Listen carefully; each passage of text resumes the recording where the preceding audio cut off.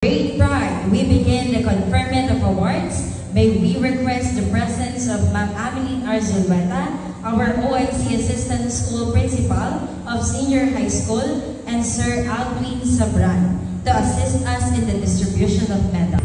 Brighter Philippines, hand in hand with teachers, parents, and community leaders.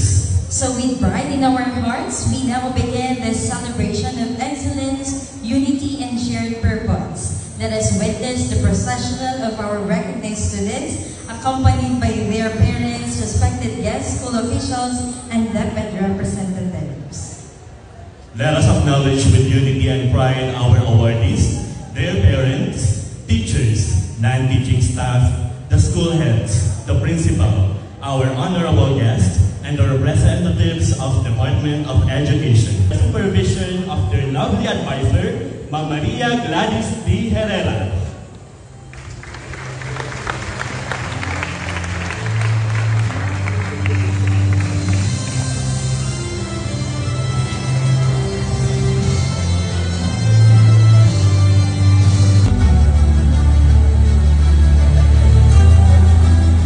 And Santa Ana, Kirk/B, with high honors.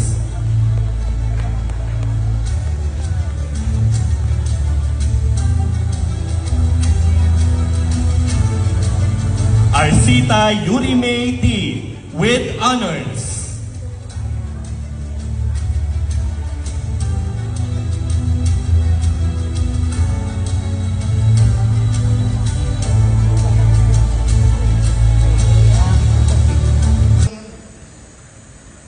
Ipagdasal natin yung ating mga magulang. Kasi kahit na anong tagumpay yung ating marating sa buhay, kung hindi natin sila kapiling sa dulo, kung hindi natin sila kapiling sa susunod pa ng mga taon, parang kalahati lang yung tagumpay natin.